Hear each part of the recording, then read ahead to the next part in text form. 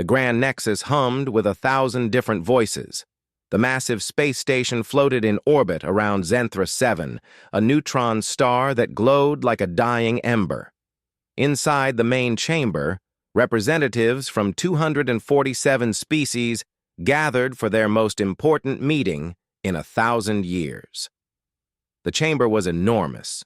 Crystal walls stretched hundreds of feet high, catching and reflecting the light from the neutron star outside. Seats circled the central platform, each one designed for a different species. Some seats held water for aquatic beings.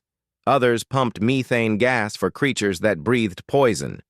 A few hung from the ceiling for species that flew. One seat sat empty. It was made from compressed lunar rock, gray and smooth, crafted from Earth's own moon. The chair had been empty for 87 years. Dust had settled on its surface. No one had sat in it since the last human ambassador walked away without explanation. Ambassador Krelix of the Threndari Empire rose from his seat. His 6 arms moved in a gesture of formal address. His shell-like skin gleamed under the lights. He was old by Threndari standards, and he had grown tired of looking at that empty chair. "Honored members of the Council," Krelix said, his voice amplified across the chamber, "we gather today to address Resolution 4471, the removal of humanity's seat from this council." Murmurs rippled through the crowd. Some species chittered in agreement. Others fell silent. "The humans joined us 312 years ago," Krelix continued. "They were loud. They were aggressive. They demanded things. But they also traded fairly. They shared technology. They kept their promises." He paused, looking at the empty chair. "Then, 87 years ago, they left. Every human ambassador gone. Every colony silent. Every communication channel closed." High Archivist Celamore stood. She was ancient, even by the standards of her species, the Preservation Collective. Her form shimmered like living crystal, constantly shifting colors. She had witnessed the rise and fall of civilizations. "Speaker Krellis," she said, her voice like wind chimes, "have we truly tried everything to contact them?" "We have sent 543 messages," Krelix replied. "All we receive is the same automated response. Do not disturb." Nothing more. "Perhaps they are in crisis," Celamore suggested. "Perhaps they need our help." Admiral Voranth of the Kryn Star Dominion laughed. It was a harsh, barking sound. The Kryn were a warrior species, proud and strong. If they needed help, they would ask for it. The humans are proud, too proud. They insult us with their silence. "Or perhaps," Celamore said softly, "their silence means something we do not understand." The debate continued for hours. Some argued for patience.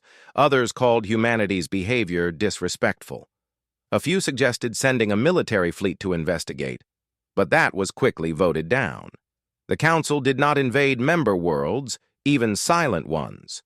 Finally, Krelix called for the vote. The question was simple. Should humanity's status as an active member be revoked? Should their chair be removed? One by one, the species voted. Green lights for yes, red lights for no. The chamber filled with colored lights like stars. The final count appeared on the central display. 189 for removal, 58 against. The resolution passed. Krellis felt a weight lift from his chest. Good. It was done. The humans had abandoned them, and now the Council would move forward without them. "Let it be recorded," Krelix announced.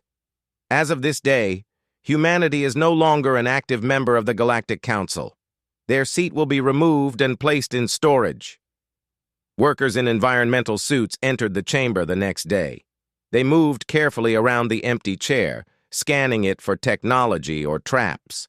The humans were clever. They always had been. But the scans showed nothing dangerous. The workers began to dismantle the chair. It was heavier than it looked. The compressed lunar rock was dense, nearly indestructible. They had to use specialized cutting tools to separate it from its base. One of the workers, a young Zentari named Plix, ran a maintenance drone over the chair's surface. The drone was standard equipment, designed to detect any residual energy or signals. Plix expected to find nothing. The drone beeped. Plix looked at the readout. His 3 eyes widened. "Supervisor," he called, "I'm detecting active quantum entanglement." The supervisor hurried over. She was an older Zentari, experienced and calm. She looked at the readings and frowned. "That's impossible. This chair has been dormant for 87 years. "The entanglement just activated," Plix said, his voice shaking. 30 seconds ago." The supervisor checked the timestamp. 30 seconds ago was exactly when they began cutting the chair free from its base. Across the galaxy, something responded. In the darkness of deep space, monitoring stations flickered to life. They had been built by humans centuries ago, placed in 36 different star systems along the edge of explored space. Everyone thought they were abandoned, dead, forgotten. They were not dead. Lights activated along their hulls. Power cores that had been dormant for nearly 9 decades suddenly roared back to life. Communication arrays turned, orienting themselves toward the galactic core, and then they began to broadcast. The same message, repeated on every frequency, in every language the Council knew, over and over without stopping. The first Council ship to receive it was a science vessel studying a nearby nebula.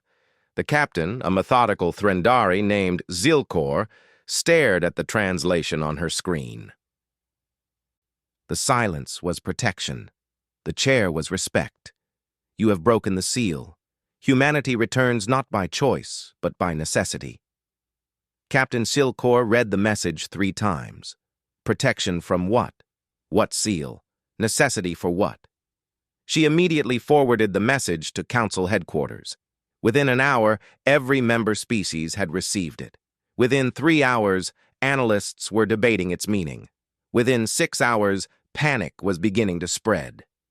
Krelix stood in his private quarters aboard the Nexus station, reading the message for the 100th time. His 6 arms trembled slightly. He had pushed for the vote. He had wanted the chair removed. What had they done? High Archivist Selamore was already in the restricted archives, searching through old files. She had a feeling, deep and cold.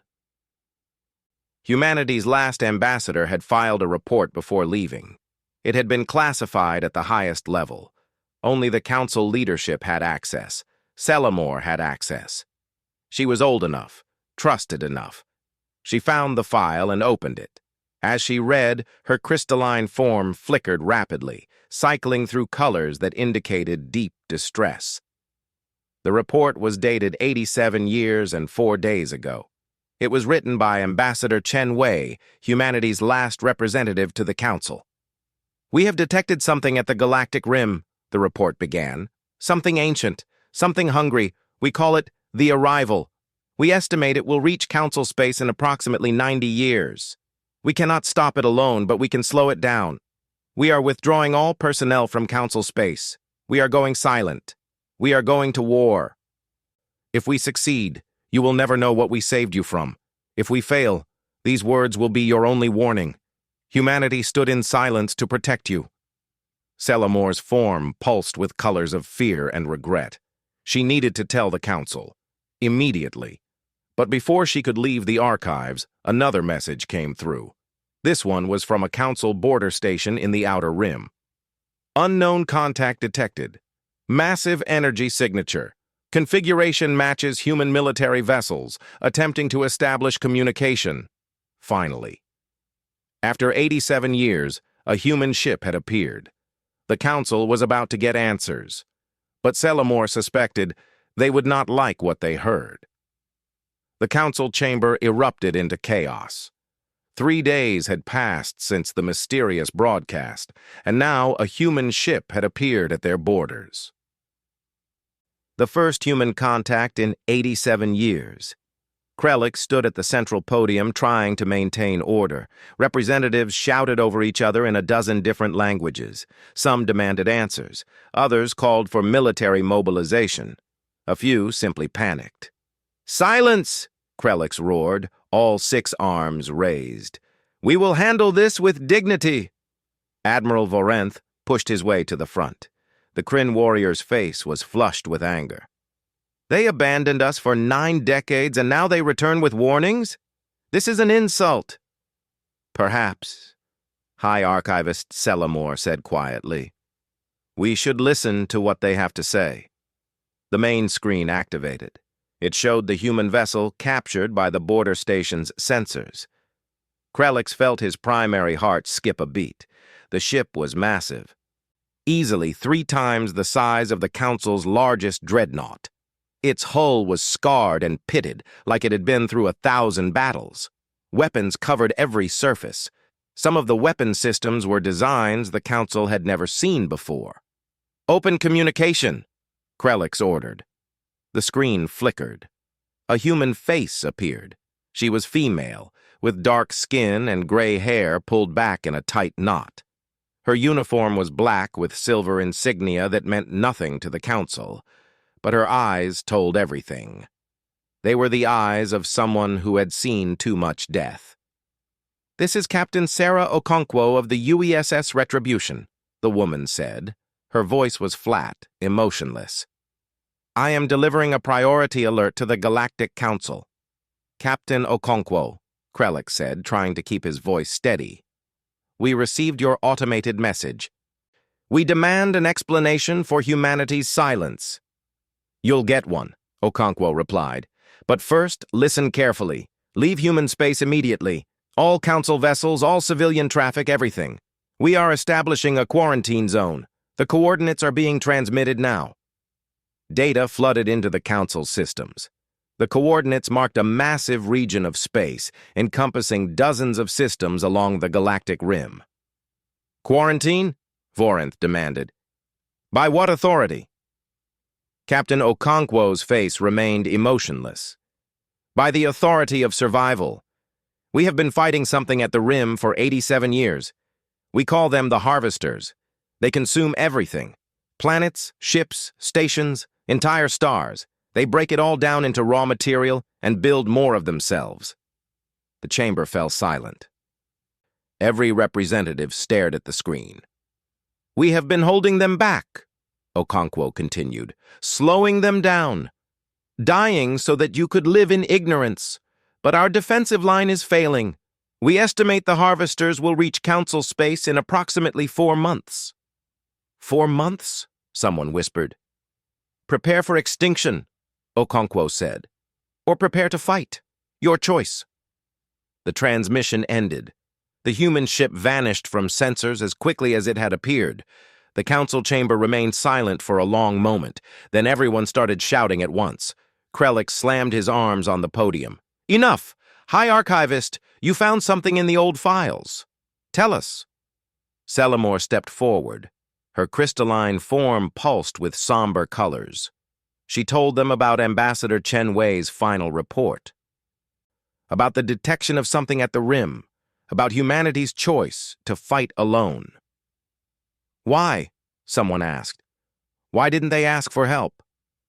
"Because," Selamore said softly, 90 years ago, we were not ready. We had no unity. Our military forces were scattered. Species fought each other over trade routes and resources. Humanity looked at us and saw a civilization that would debate and argue while the galaxy burned. So they chose to buy us time." Vorenth's face had gone pale. "They've been fighting alone for 87 years? "Yes," Selamore confirmed. "And apparently, they are losing." The Council immediately dispatched scout ships to the coordinates Captain Okonkwo had provided. What they found would haunt their dreams for years to come. The scouts detected it long before they could see it. A massive distortion in space-time, moving at speeds that should have been impossible. As they got closer, their sensors went mad with readings, energy signatures off every chart, mass readings that didn't make sense. gravitational distortions that defied physics. Then they saw it. A wall of darkness, stretching across space like a wound in reality. It wasn't truly dark. It was filled with things. Millions of them. Ships, if they could be called ships. They were geometric nightmares, covered in strange angles and surfaces that seemed to absorb light. Each one was the size of a small moon, and behind them, consumed space. Star systems that had been on the charts were simply gone. Nothing remained. Not debris, not radiation, just empty void. The scout ships fled, but not before their sensors recorded one more horrifying detail. The wall of darkness was moving. And in its path was everything the Council had built over 10,000 years. Reports flooded in from other sources. Council intelligence agencies, operating in secret, had been monitoring human space for decades. Now they shared what they knew. Human colonies that had gone silent 87 years ago were not dead. They were transformed. Every world was a fortress. Every orbital station bristled with weapons. Massive shipyards churned out warships at an impossible rate.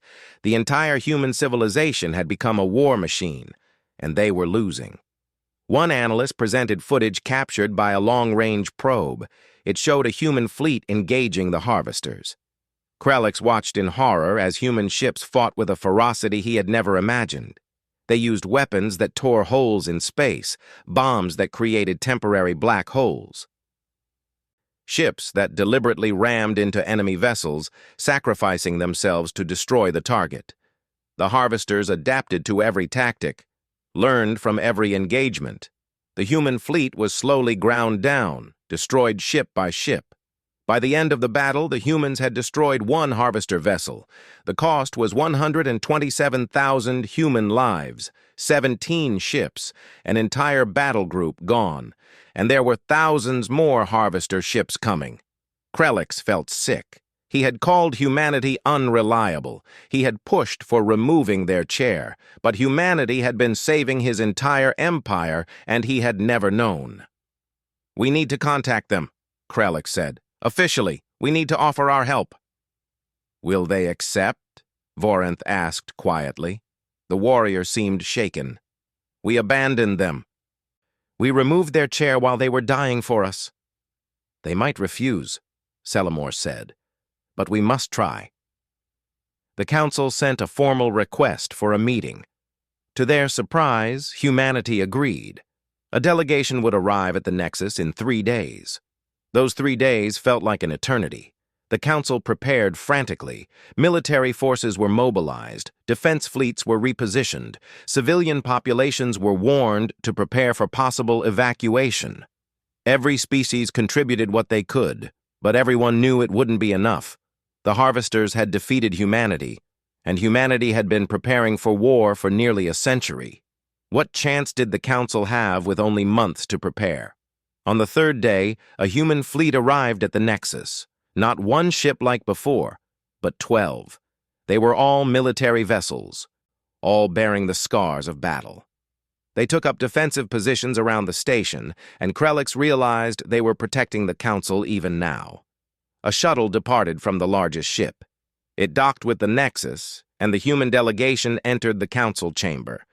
The leader was a woman.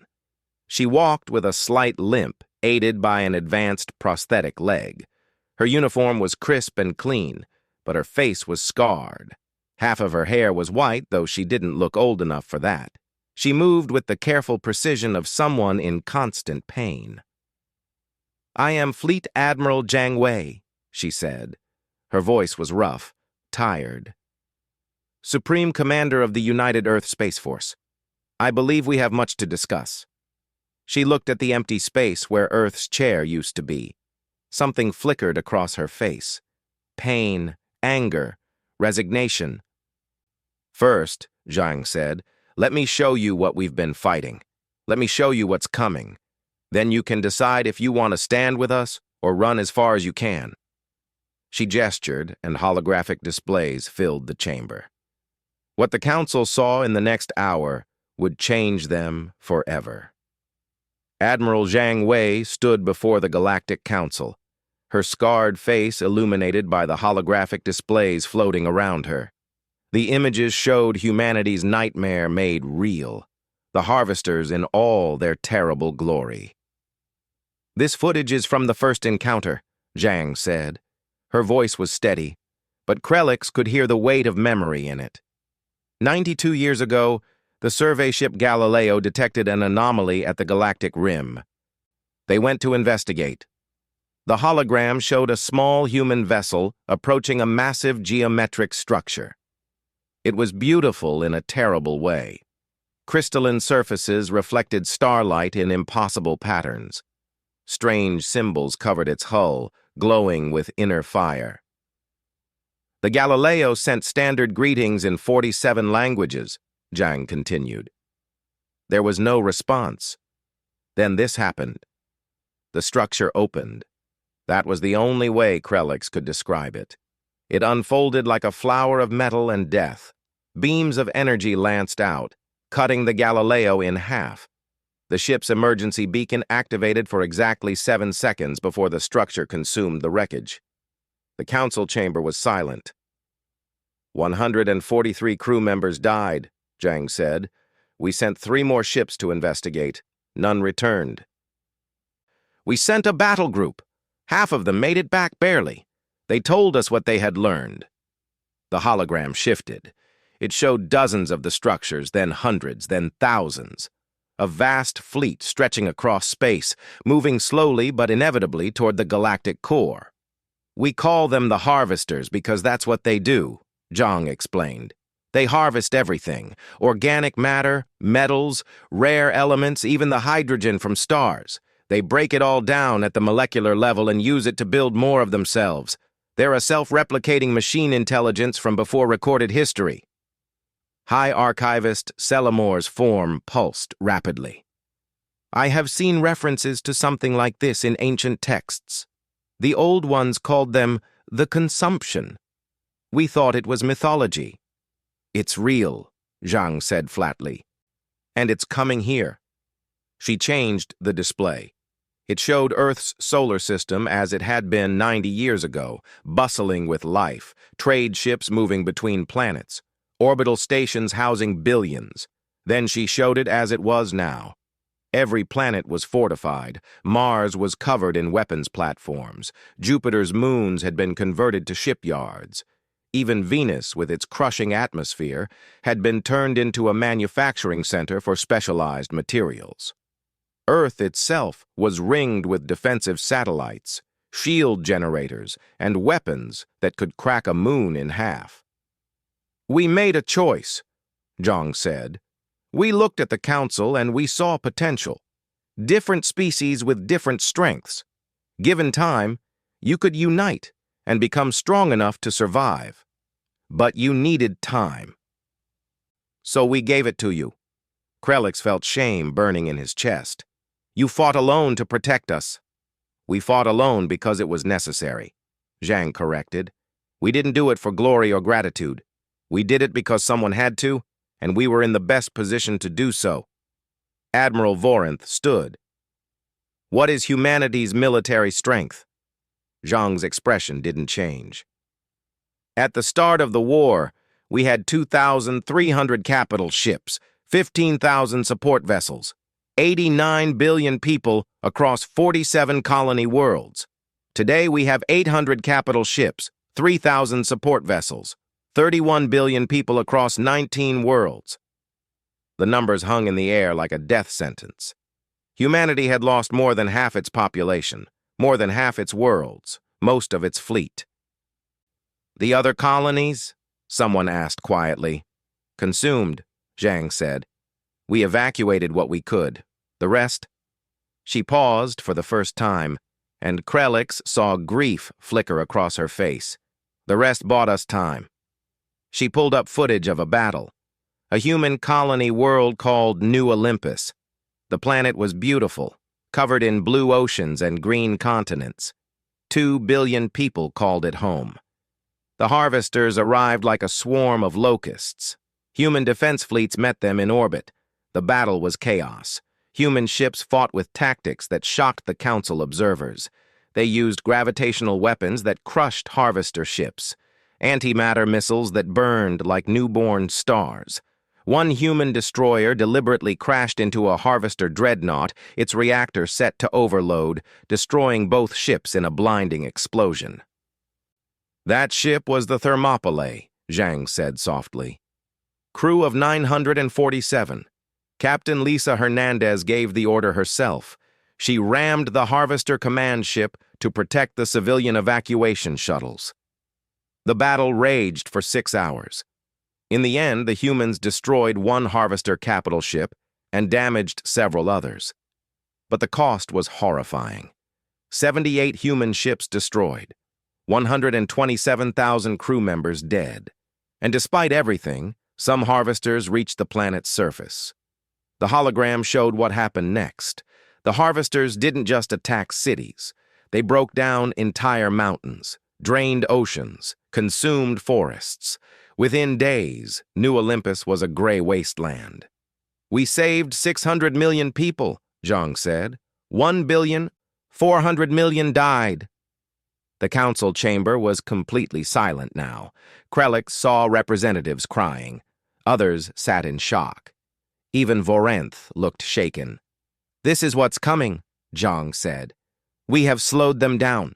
We have destroyed thousands of their ships. We have made them adapt their tactics 3 times. But they keep coming. They learn from every battle. They build faster than we can destroy them. And our defensive line is breaking." She pulled up a strategic map. It showed human space as a series of defensive positions, layered one behind another. Most of them were marked in red, failed, overrun. Only a few still held, and they were marked in yellow. Failing. "Our last major defensive line is here." Zhang indicated a cluster of systems called the Kira Expanse. "If they break through, they reach council space in 2 months. Not 4, 2. "How?" Krelix demanded. "How did it accelerate?" Zhang turned to him. Her eyes were hard. "When you removed Earth's chair from the council chamber, you disrupted our quantum-entangled early warning network. The chair wasn't symbolic, it was functional, part of our deep space detection grid. When the connection broke, we lost surveillance on 6 major approach vectors. The Harvesters detected the blind spots and pushed through." Krelix felt like he had been struck. His 6 arms went limp. "You didn't know," Zhang said without sympathy. "But now you do. The question is, what will you do about it?" Selimore stepped forward. "What do you need from us?" Zhang's expression softened slightly. "Everything. We need your ships, your weapons, your soldiers, your scientists, your industry. Every species has something unique to contribute. The Threndari have the best manufacturing in the galaxy. The Kryn have tactical coordination abilities beyond our own. The Zentari have shield technology we've never been able to replicate. Individually, none of us can stop the Harvesters. Together, we might have a chance." "Might?" someone asked. "The Harvesters currently have 73,000 ships," Zhang said bluntly. "We estimate they can build 300 new ships per day. Even with the entire council mobilized, we'll be outnumbered at least 20 to 1. So yes, might." The chamber erupted into frightened discussion. Representatives argued about evacuation plans, about which worlds to defend, about whether fighting was even possible. Zhang waited patiently until Krelix restored order. Then she spoke again. "I need to tell you one more thing," she said. "We have a weapon. We call it the Prometheus Protocol. It's powerful enough to turn the tide, but it comes with a cost." "What cost?" Vorenth asked. "We've been studying captured Harvester technology for decades," Zhang explained. "We've learned to harness the same zero-point energy that powers them. It makes our ships faster, our weapons stronger, our shields tougher, but it's unstable. Ships that use it have a 30% chance of reactor failure. That's a 30% chance of instant death for the entire crew." "That's madness," someone gasped.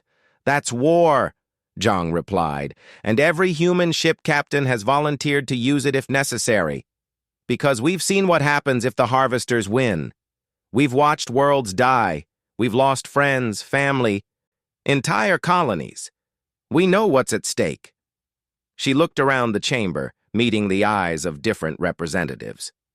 "So I'm asking you now, will you stand with us? Will you fight? Or will you run and hope the harvesters don't catch you?" Krellick stood. His 6 arms trembled, but his voice was strong. "The Threndari Empire will fight."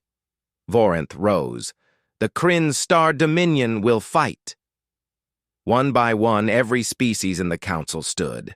Every representative pledged their forces. The galaxy would fight together.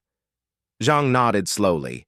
Krellick thought he saw moisture in her eyes, but it was gone too quickly to be sure. "Then we have work to do," Zhang said, "and very little time to do it." The council chamber had transformed into a war room. Earth's chair had been restored, but now it sat surrounded by holographic tactical displays. Admiral Jiang Wei stood at the center, coordinating the largest military mobilization in galactic history. 6 weeks had passed since the council agreed to fight. 6 weeks of frantic preparation. 6 weeks of species that had barely spoken to each other learning to work together. It was not going well. Krellick watched as a Threndari commander argued with a Kryn tactical officer.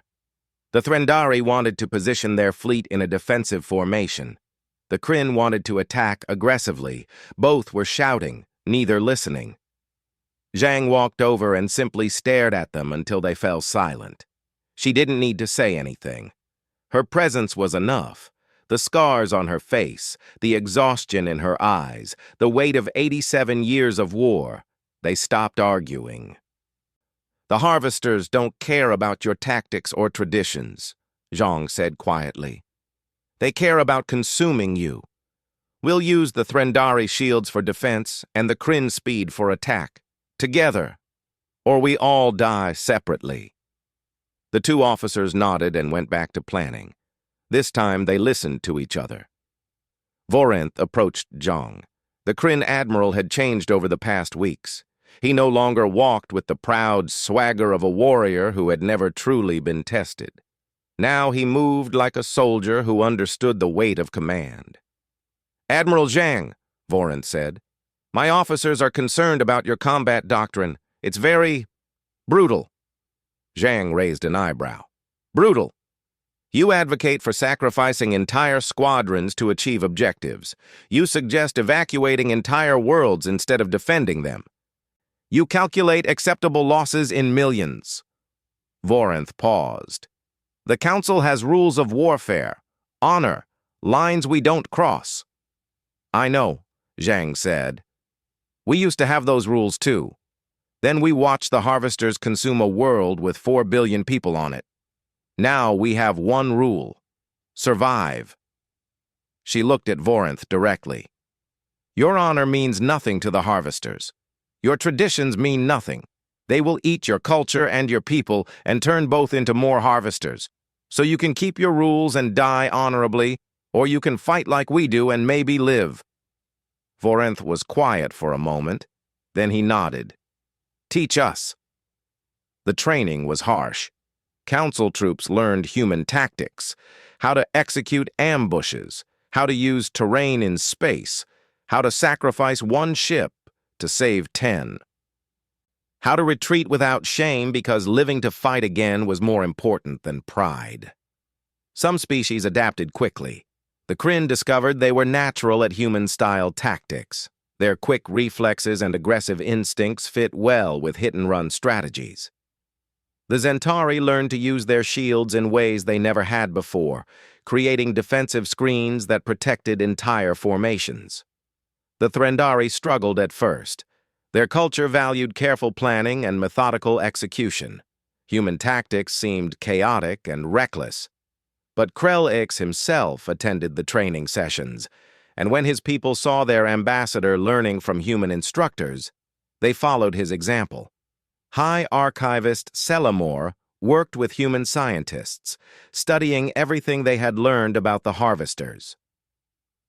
She brought ancient texts from her archives, records from species that had died out millions of years ago. Some of those records mentioned the consumption. The old ones had faced the harvesters before. They come in cycles, Selimore explained to Zhang during one late-night session. Every 50 million years, they sweep through the galaxy. They consume everything, then go dormant at the galactic rim until the galaxy rebuilds itself. So this has happened before, Zhang said. Yes, and every time, someone fought back. The records are fragmentary, but some civilizations survived by going into hiding. Others developed weapons that could disrupt the Harvester's network intelligence. None of them won. They only survived. Then we'll be the first to win, Zhang said firmly. Selimore's crystalline form pulsed with colors that meant doubt. The Harvesters adapt. They learn. Every tactic that worked before, they've developed counters for. What makes you think we can succeed where others failed? Zhang smiled. It was not a kind smile. Because we're desperate, because we're angry, and because humans have a very bad habit of refusing to accept that something is impossible. The defensive line was established at the Kira Expanse, a massive nebula region that spanned dozens of light years. The nebula's dense gases would interfere with long-range sensors, perfect for ambush tactics. The combined fleet gathered there. 14,000 ships from 247 species, the largest military force ever assembled. Each ship was marked with the symbol of the Alliance, Earth's lunar rock chair superimposed over the Council's star symbol. Humanity contributed 800 ships. It was all they had left. Every vessel was scarred from previous battles. But they were also the most advanced ships in the fleet. Human engineers had spent 87 years developing weapons specifically to kill harvesters. Zhang stood on the bridge of her flagship, the Indomitable. It was a massive dreadnought, bristling with weapons. The ship's hull bore the marks of 53 major battles. Parts of it had been repaired so many times that barely any of the original structure remained. Admiral, her tactical officer reported, all fleet elements are in position. The Threndari have established the defensive grid. Kryn fast attack squadrons are ready. Zentari shield ships are protecting our capital vessels. Good, Zhang said. Now we wait. They didn't wait long. The harvesters arrived 3 days later. The fleet's sensors detected them emerging from hyperspace at the edge of the nebula. Zhang stared at the tactical display, watching as more and more contacts appeared. 10,000 ships, 20,000, 30,000. The count kept climbing. Vorinth stood beside her on the Indomitable's bridge. He had requested permission to observe human command tactics firsthand. Now he watched in horror as the numbers increased. 73,000, he whispered. You said 73,000. The tactical display stabilized. Final count. 112,000 harvester vessels. Zhang's face remained calm, but her knuckles were white where she gripped the command rail. They were hiding their true strength. Clever. We can't fight that many, Vorinth said. His voice was hollow. It's impossible. Probably, Zhang agreed. She touched a control on her command chair. All ships, this is Admiral Zhang. The enemy force is larger than anticipated. Our odds of survival are minimal. She paused. Does anyone want to retreat? Krelix's voice came through from his flagship. The Threndari stand. Other voices followed. Every species. Every ship. No one ran. Zhang felt something tight in her chest loosen slightly. Pride, maybe. Or just grim satisfaction that she wouldn't die alone. Then we fight, she said. All ships, execute battle plan Thermopylae. Show them what the galaxy can do when it stands together. The battle began. The harvesters came forward in a massive wave, geometric ships moving in perfect coordination. They had no fear, no hesitation. They simply advanced to consume. The Allied fleet met them in the nebula, Human ships led the first wave, using the dense gases for cover. They struck at the Harvester vanguard with weapons that tore reality itself. Quantum disruptors that unraveled the bonds holding matter together. Antimatter torpedoes that burned like captured stars. Singularity bombs that created temporary black holes. Harvester ships died. Dozens, then hundreds, but thousands more took their place. The Kryn squadrons attacked next, their swift ships darting between Harvester formations, targeting communication nodes and sensor arrays. They were fast, deadly, and fearless. But the Harvesters adapted, their targeting systems improved. Kryn ships started dying.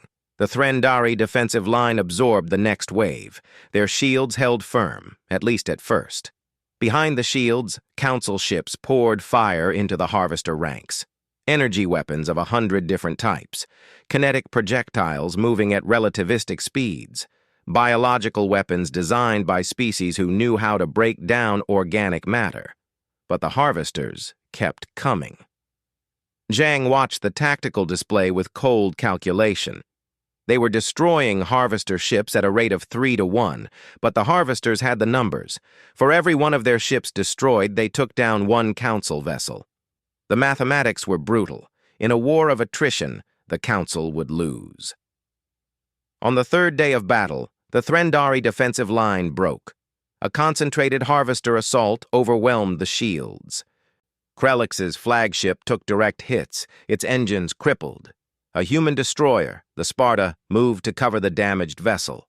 The Sparta fired everything it had, buying time for Krellix's crew to evacuate. Then the Harvesters focused their fire on the Sparta. The destroyer's shields collapsed. Its hull breached in a dozen places, but it didn't retreat. The captain, a woman named Rachel Kim, gave one final order. For humanity, for the Council, for everyone. The Sparta rammed a Harvester command ship at maximum speed, its reactor set to overload. The explosion lit up the nebula like a newborn star. Both ships were destroyed instantly. 3,000 Harvesters died. 900 humans gave their lives. That was the pattern. The Council fought with courage and determination. But the Harvesters had numbers and time. Slowly, inevitably, the Allied fleet was being ground down. On the 7th day, Zhang made her decision. She opened a secure channel to her human captains only. Prometheus Protocol, she said. Authorization Zhang Alpha 7. All ships stand by to activate. Her tactical officer looked at her with wide eyes. Admiral, the risk is acceptable, Zhang interrupted. We're losing. We need to change the equation. Prometheus is our only chance. She switched to the fleet-wide channel. All Council vessels, fall back to secondary positions. Human vessels, prepare for full Prometheus activation. We're about to show the Harvesters why you don't corner a desperate species. The Prometheus Protocol activated across 800 human ships simultaneously. Deep in their reactor cores, carefully controlled systems engaged. 0-point energy, the same power source the Harvesters used, flooded through the ship's systems. The effect was immediate and terrifying. Human vessels began moving faster than physics should allow. Their weapons hit harder. Their shields glowed with barely contained power. But the ships also began to shake. Warning alarms screamed on every bridge. Reactor temperatures climbed into the red. Every human crew knew they were riding a bomb that could explode at any second. Zhang watched the power readings on the Indomitable climb to dangerous levels. The ship groaned around her, metal stressed beyond its design limits. Lights flickered. The deck vibrated beneath her feet. All human ships, she ordered. Attack Formation Omega, target their command structures, hit them hard and fast. The human fleet surged forward like a spear thrown by an angry god. They crashed into the Harvester lines with devastating force. Ships that had been evenly matched before now cut through Harvester vessels like knives. Quantum disruptors charged with 0-point energy didn't just destroy ships. They erased them from existence.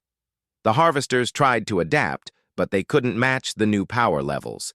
Human ships destroyed 10 harvesters, then 20, then 50. The tide of battle shifted, but the cost was brutal. The destroyer Hong Kong exploded when its reactor failed. 312 humans died instantly. The cruiser Agincourt came apart at the seams, its hull unable to contain the zero-point energy. 743 dead. One by one, human ships paid the price of the Prometheus Protocol. Zhang watched the casualty reports scroll across her screen. Each number was people she knew, friends, colleagues, soldiers who had trusted her command. "Admiral," her tactical officer said urgently, "Science vessel Archimedes is signaling. They've found something." Zhang pulled up the communication. Dr. Chen Yuki appeared on the screen. She was young for a chief scientist, barely 30, but her eyes held the same exhaustion Zhang saw in the mirror.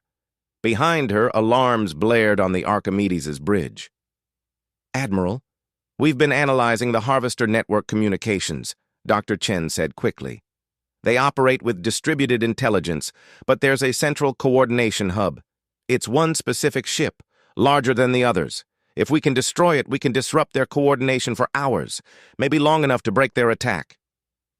"Where is it?" Zhang demanded. Dr. Chen transmitted coordinates. Zhang's heart sank. The hub ship was in the center of the Harvester formation, protected by over 4,000 enemy vessels. Getting there would require going through the entire Harvester fleet, Voranth said. He had refused to leave the Indomitable's bridge, insisting on observing human tactics to the end. "Suicide." "Yes," Zhang agreed. She opened fleet-wide communications. "All ships, we've identified the Harvester command hub. I'm forming a strike force to destroy it. This is a volunteer mission. Survival chances are less than 1%. Any ship willing to join, signal now." The responses came immediately. 50 human ships volunteered instantly.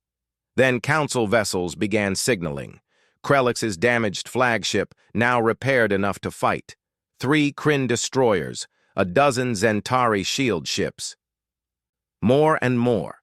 In the end, 200 ships volunteered for certain death. Zhang felt something break in her chest and reform stronger. "All volunteer ships, form up on the Indomitable," she ordered. "We're going to ram that target down their throats." The strike force formed a wedge formation. Human ships at the tip, protected by Zentari shields. Kryn vessels providing speed and maneuverability. Threndari ships adding mass and firepower. 200 ships against 4,000. They accelerated directly into the Harvester formation. The battle was chaos. Harvester ships swarmed the strike force from every direction. Energy weapons tore through shields. Projectiles punched through armor. Ships exploded on all sides. The Zentari shield vessels died first, their shields overloaded by concentrated fire. They kept their shields active even as their ships burned, protecting the others until the very end. The Kryn destroyers danced through the Harvester lines, their speed and agility buying precious seconds. When they were finally cornered, they rammed enemy ships rather than surrender. Krellix's flagship took a direct hit to the engines. The ship spiraled out of control, power failing. Krellix ordered his crew to evacuate, but he stayed on the bridge. He had pushed for removing Earth's chair. He would not abandon this battle. The human destroyer Chicago broke formation to cover the Threndari evacuation. Its captain, Marcus Okafor, aligned his ship between Krellix's flagship and the incoming Harvester fire. The Chicago's shields collapsed under the assault. Its hull was breached in 40 places. But it held position long enough for the Threndari escape pods to reach safety. Captain Okafor transmitted one final message. "Tell Ambassador Krellix we're even now." Then the Chicago exploded, taking 3 Harvester ships with it. A human rescue ship swept in and grabbed Krellix's escape pod. As the Threndari ambassador was pulled aboard, he watched through the viewport. Ships dying, species fighting together. The galaxy united at last, but at such terrible cost. The strike force pushed deeper. 200 ships became 100, then 50, then 20. Finally, 7 ships remained, all human, all running on dying reactors, all determined to complete the mission. The Indomitable led them forward. Zhang's ship was barely holding together. Half the crew was dead. Fires burned on 3 decks, but the engines still worked, and the weapons still fired. "There," Zhang said, pointing at the tactical display. The Harvester hub ship loomed ahead, a massive geometric nightmare 3 times larger than any other Harvester vessel. "We can't break through its shields," her tactical officer reported. "Even with Prometheus energy, we don't have enough firepower left." Zhang looked at the ship around her. The Indomitable had been her home for 20 years. She knew every corridor, every crew member, every scratch on the hull. This ship had survived 53 battles. It wouldn't survive a 54th, but it could complete the mission. "All remaining ships fall back," Zhang ordered. "Indomitable will complete the attack run alone." "Admiral, no!" Vorinth shouted. "There must be another way." "There isn't," Zhang said calmly. She looked at the Kryn Admiral. "Tell the Council what you saw here. Tell them humanity stood. Tell them we won."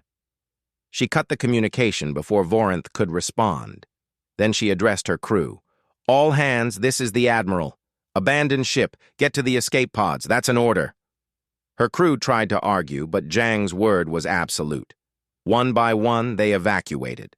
Zhang waited until the last escape pod was away. Then she sat alone on the bridge of her flagship, hands on the controls. "Just you and me now, old friend," she said to the ship. "One more battle. One more fight." She accelerated the Indomitable to maximum speed. The ship screamed in protest. The reactor was already failing, energy spiking into critical levels. It didn't matter. She wasn't slowing down. The Harvester hub ship detected the incoming threat. It fired everything it had. Energy beams tore through the Indomitable's shields. Projectiles smashed into the hull. But Zhang had angled the approach perfectly. The ship's momentum carried it forward even as it was torn apart around her. At the last second, Zhang initiated the reactor overload. She armed every weapon on the ship. She set every system to maximum. "For humanity," she whispered. "For the Council. For everyone." The Indomitable struck the Harvester hub ship at relativistic speed. The Prometheus reactor detonated. The explosion tore a hole in space itself, a wound in reality that expanded outward in a sphere of pure destruction. The Harvester hub ship disintegrated. 800 Harvester vessels near it were caught in the blast and annihilated. The shockwave rolled outward, damaging thousands more. And across the Harvester fleet, coordination failed. The distributed intelligence that controlled them lost its central node. Ships began operating independently, making mistakes, repeating orders, confused. The Council fleet rallied. They surged forward with renewed hope.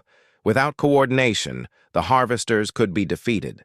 The battle raged for another 6 hours, but the outcome was no longer in doubt. By the time the sun rose over the Kira expanse, the Harvester fleet was shattered. Those that could escape retreated toward the galactic rim. The rest were destroyed. The galaxy was safe. The cost had been staggering. 9,000 Council ships destroyed. 410 million people dead. Every single human ship that entered the battle was gone. Of the 800 vessels humanity contributed, not one survived intact. 3 months later, a memorial service was held at the Grand Nexus. Representatives from every species attended.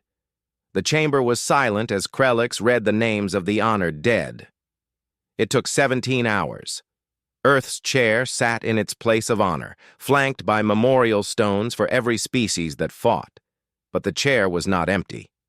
Ambassador Elena Vasquez sat there, young and determined. She had been a junior diplomat before the war. Now she represented humanity's voice. The Council passed a unanimous resolution, the Humanity Protocols. In recognition of humanity's sacrifice, humans would lead the galaxy's military forces. Human officers would train every species. Human doctrine would become standard. Never again would the galaxy be unprepared. Krelix approached Vasquez after the ceremony. His 6 arms moved in a gesture of deepest respect. "Ambassador, there are no words sufficient to express—" "You don't need words," Vasquez interrupted gently. "You stood with us when it mattered. You fought beside us. You lost people too. That's enough." "Will humanity forgive us?" Krelix asked. "For removing your chair? For not believing?" Vasquez looked at the memorial stones surrounding Earth's chair. "Admiral Zhang once told me that humans have a bad habit of doing impossible things. Forgiveness is easy compared to what we've already done."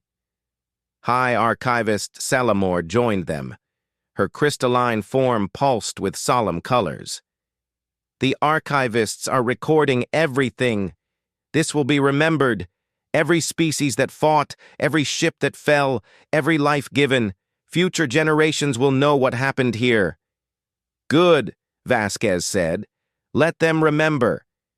Let them remember that when the galaxy faced extinction, we stood together." Far above, in orbit around the Nexus, construction ships worked on new vessels. The designs combined technology from every species.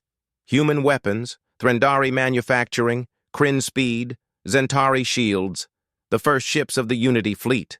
Earth was rebuilding. Humanity's population would take generations to recover. But they weren't alone anymore.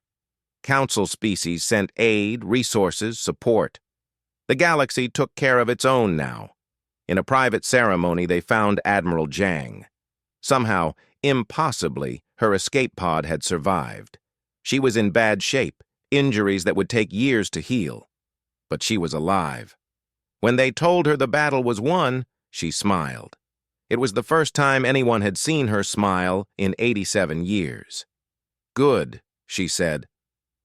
"Then it was worth it." Years later, a memorial was built at the Kira Expanse, a massive structure floating in space, visible from light years away. It listed every name of every person who died in the battle. Human names, Threndari names, Kryn, Zentari, and hundreds of other species. At the base of the memorial, a single phrase was inscribed in every language the Council knew. "We stood in silence to protect you. We returned in thunder to save you. Never again will we stand alone."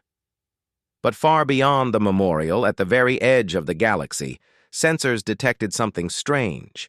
Faint signals in the void. Energy signatures that shouldn't exist.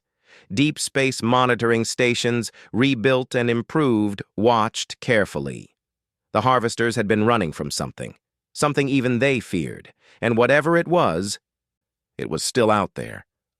But this time, the galaxy was ready. Earth's chair remained occupied. Human ships patrolled the borders. Council species trained together, fought together, prepared together. Whatever came next, they would face it as one. The vacant chair had been removed, and what happened next had indeed shaken the galaxy. But it had also saved it. And in doing so, humanity had given the Council something more valuable than victory. They had given them unity,